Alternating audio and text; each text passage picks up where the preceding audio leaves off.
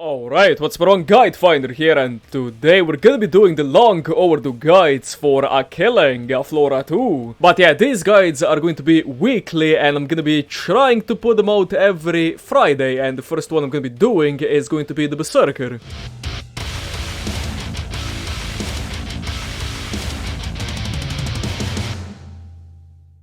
Dude, I'm proud of that intro, even though it's probably...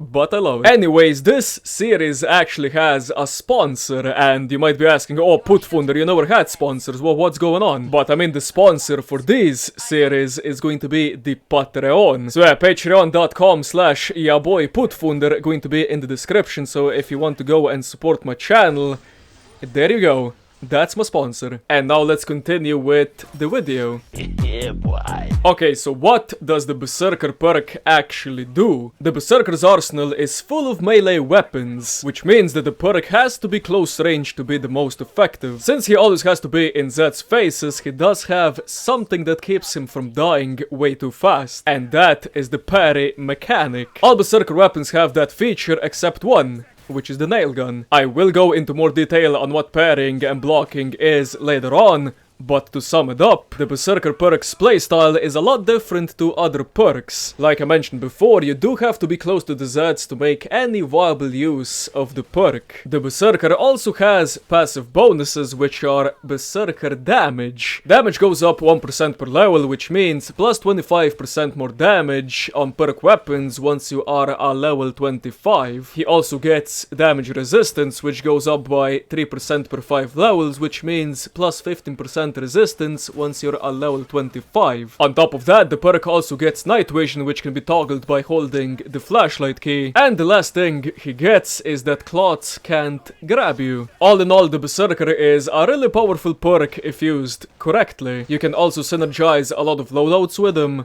and I will be showing you my personal favorites. And with that being said, let's move on to the skill tree. Yeah, boy. Skill trees in Killing Floor 2 for the most part are pretty easy to understand and hard to mess up. But here is the skill tree for the Berserker. So yeah, let's start off with the first two skills that are on the list, called Dreadnought and Skirmisher. Now, Dreadnought is the type of skill that is very gimmicky, and if you want to be like a pure tank for the team, then sure, go for it, but for me, the Berserker is all about movement speed. But yeah, Dreadnought, it only gives you increased total health by 75%, whereas Skirmisher gives you move 20% faster and sprint 25% faster when using a perk weapon, and you also regenerate 2 points of health every second. So yeah, for the level 5 skill, it's pretty obvious that you should go for Skirmisher to have, you know, a better understanding of the perk in general. For the level 10 skill, you do get Vampire and Butcher. Vampire heal 4 points of health for every Zed you kill with perk weapons, and attack 20% faster with a perk melee weapon. Now, if you're like a pure beginner to the game and don't understand on what you have to do with the perk yet, I do recommend going for Vampire. But I mean, the more you play, the more you want to, you know, kill things a little bit faster, so Butcher is most likely gonna be the thing you're gonna have to pick. Because Butcher attack 20% faster and do 20% more damage with perk weapons. But yeah, on the higher difficulties, damage is pretty much everything. And now we're going to be moving on to the level 15 skills, which are Resistance and Parry. Now, if you're a beginning player, I do recommend Resistance for the most part, but I do recommend you get used to parrying as fast as possible, because that's what in theory the Berserker is all about. So Resistance, gain 20% resistance to all damage, gain additional 20% resistance to poison damage and sonic damage. But yeah, like I said, if you're not going to be bothering with, you know, parrying and blocking, then Resistance is going to be, you know, the skill for you. And then we have the Parry skill, which is parrying with a perk melee weapon reduces incoming damage 40% and increases both melee attack speed 5% and melee damage 35% for 10 seconds. So yeah, if you do a successful parry, you pretty much have the Resistance skill with, you know, more benefits, which is, you know, 5% additional melee attack speed and 35% more damage, which is a lot. And that's why I do recommend going for the parry skill over Resistance. By the way, after I'm going to be done with the skill tree, I am going to be showing you the best way to parry and block, so you're going to have a bit more understanding on how it works. But for now, let's move on to Smash and Massacre.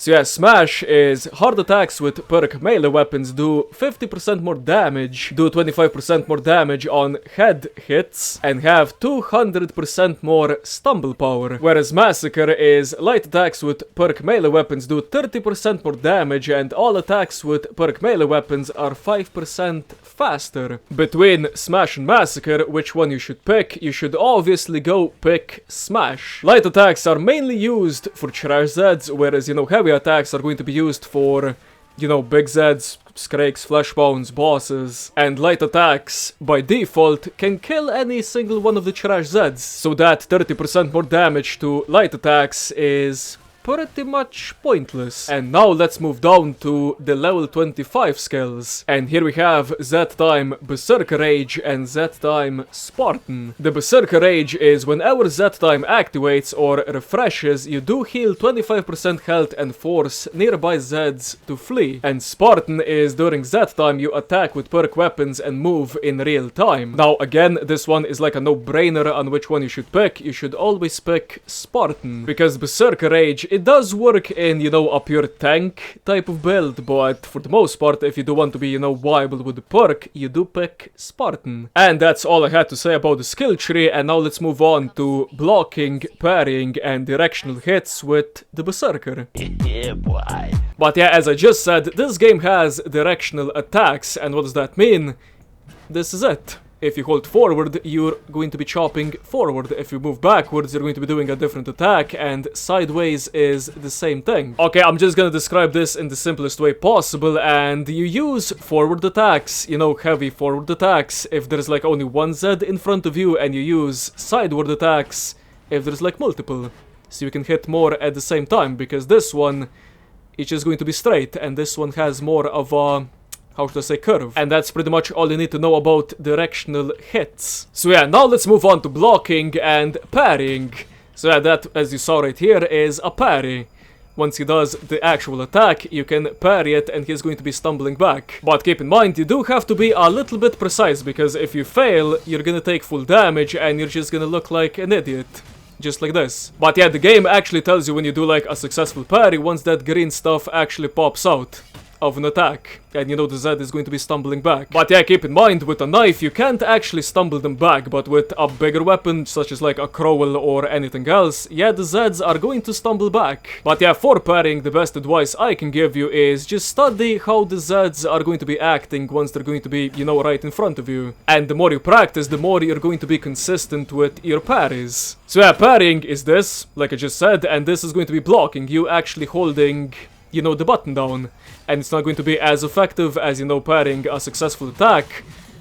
But if you do have to get out of a certain situation, blocking is sometimes the way to go. And now I'm just going to show you a very useful feature in the game, which is parry spamming, which is pretty much just like a constant, you know, parry. As you can see, he can do anything. So yeah, how do you actually perform this, which is called the parry spam? So yeah, the way you perform this is you hold heavy attacks, just like hold down the button, which is most likely going to be mouse 2 for you, and then just spam your alternative fire button. Just click it as much as you can, and that's how you perform parry spamming. And this is what I mean about parry spamming. You don't even need to, you know, time it right, you can just spam it as much as you can, and that means you're going to be parrying him 99% of the time. I mean, you're still going to take damage because, you know, he is a larger Zed, but for the most part, you're going to be parrying his attacks, and that means you can run away or, you know, engage him.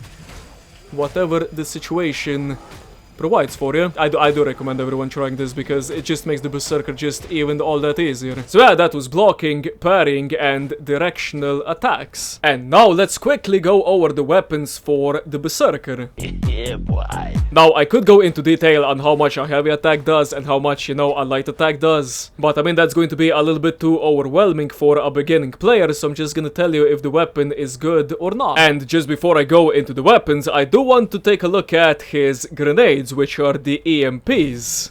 Now, the EMP grenade is one of the most useful nades in the game. The only other nades that are a little bit more useful are going to be the ones that slow Zeds down completely. So yeah, what does the EMP actually do? Well, I might as well just go and show you. So yeah, let's say we got an Idar right in front and he wants to, you know, start to shoot. So you just throw an EMP, and he can't use his attacks for, you know, a set amount of time, so you can go in and chop him up.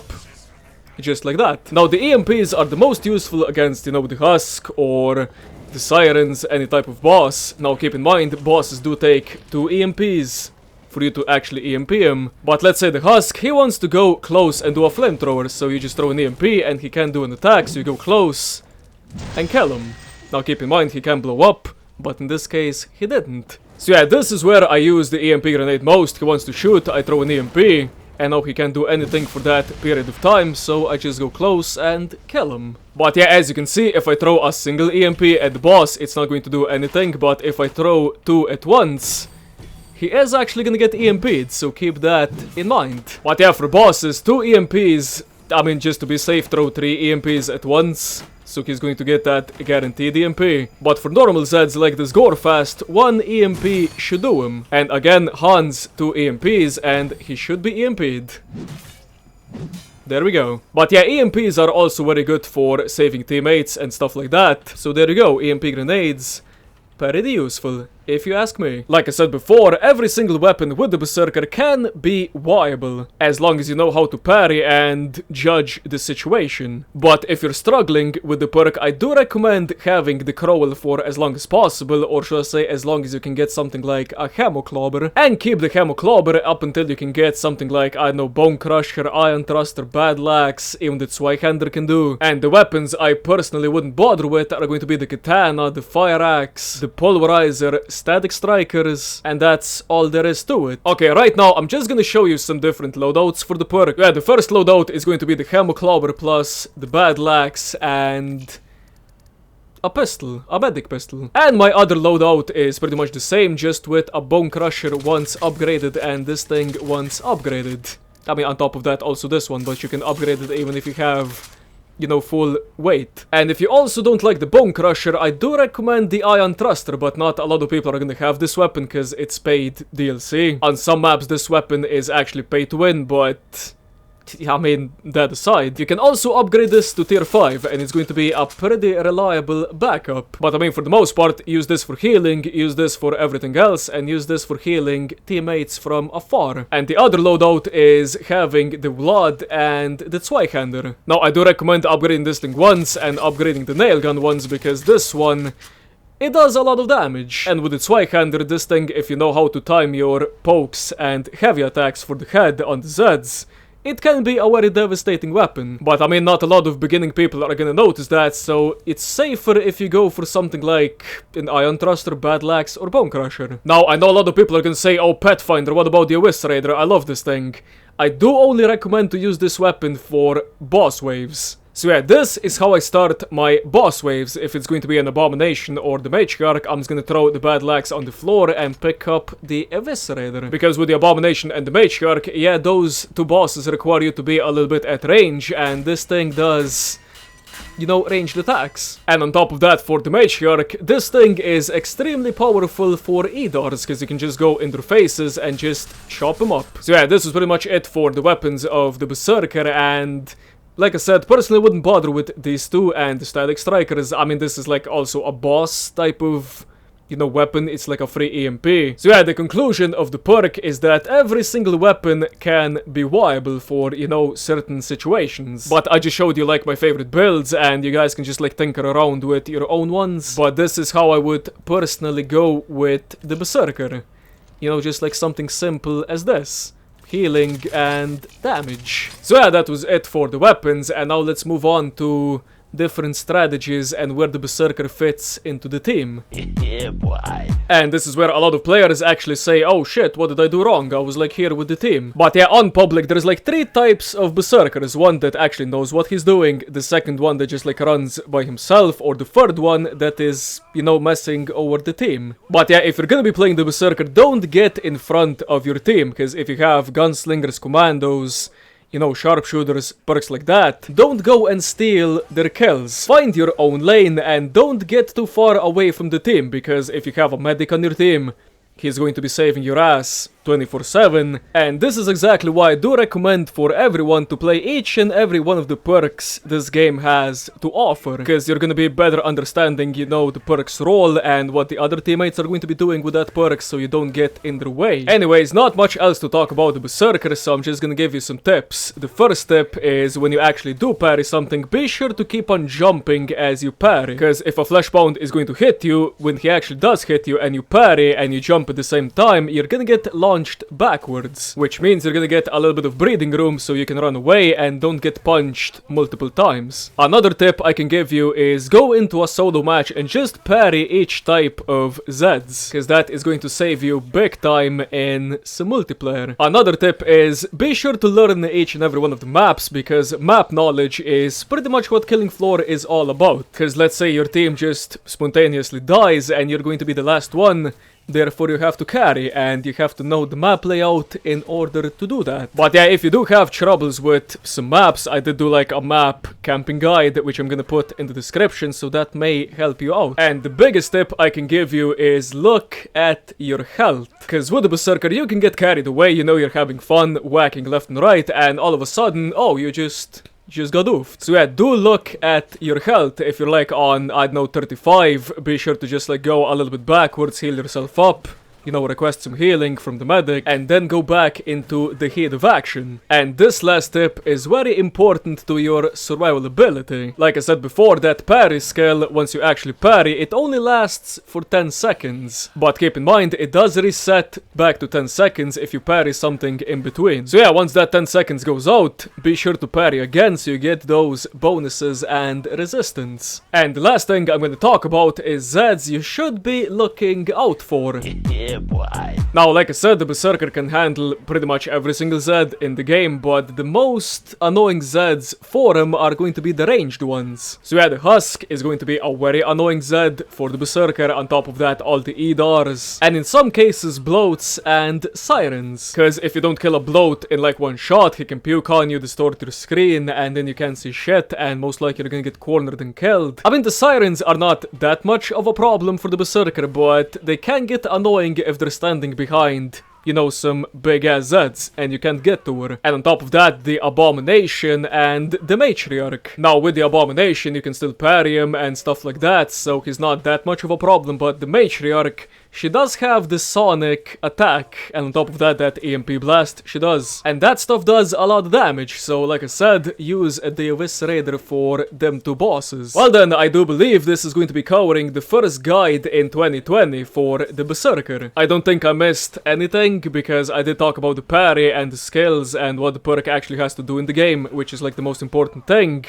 I also showed you some loadouts and what to do for bosses and what to do for, you know, Zeds in general. I mean, I would talk about knockdowns, but I mean, those things actually only work if there is only one Zed in front of you, because usually in public matches, there is going to be just more than just one Zed in front of you. Anyways, hope you guys enjoyed, and if you did enjoy, then be sure to leave a like, subscribe, and see you guys next episode.